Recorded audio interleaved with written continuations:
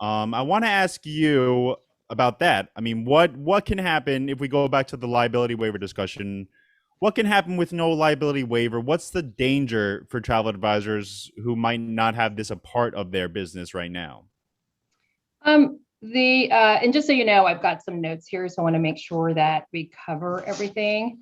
But the danger of not having a waiver is you will be deprived of some very important legal defenses should you get sued, right?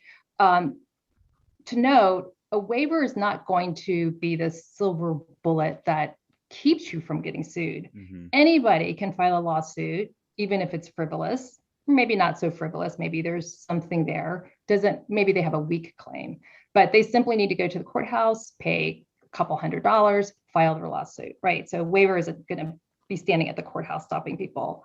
But what it gives you is the ability, if you are sued, there's sort of two key defenses you'll be asserting if someone's hurt or if there's some sort of financial liability. And one is they contractually agreed not to sue you and to release you from any claims, right? So you won't have that contract defense because they didn't sign a waiver.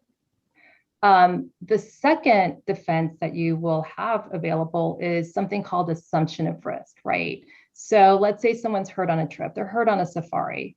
Some wild animal comes to the safari vehicle and turns it over. Well, that's an inherent risk. That can happen, right? There's nothing you can do. Part of being out with nature is enjoying it, but also kind of taking on these risks, right?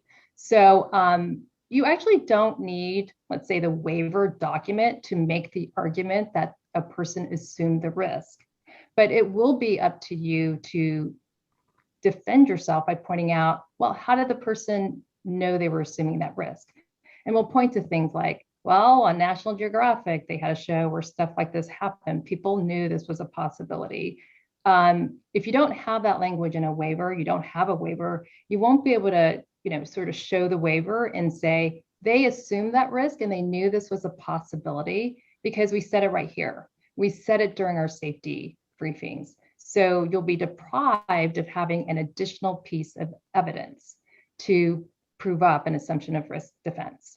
Yeah.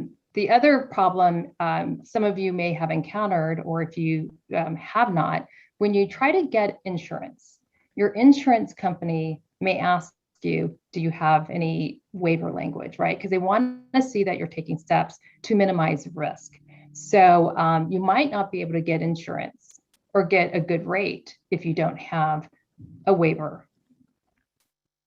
So, I mean, it seems to have come down like these are the best practices for advisors who both want to be successful with their agency and continuously protect their business. These are the things that are going to make it a little easier to sleep at night when something does go wrong in the future. Yeah, absolutely. I would say that, again, being in the travel industry, you are facing inherent risk to your business. Stuff will happen on trips. They can, and they do happen. They happen in life, right? Just by living, we face risk every day. The idea is that if you put a number of things in place, you can sleep better at night because you will have done everything that you could to take that risk and bring it down as small as possible. And that's what will allow you to sleep at night. Okay. Right. Getting risk down to zero, like nothing's going to happen on a trip. That's a myth. Yeah. It can't happen.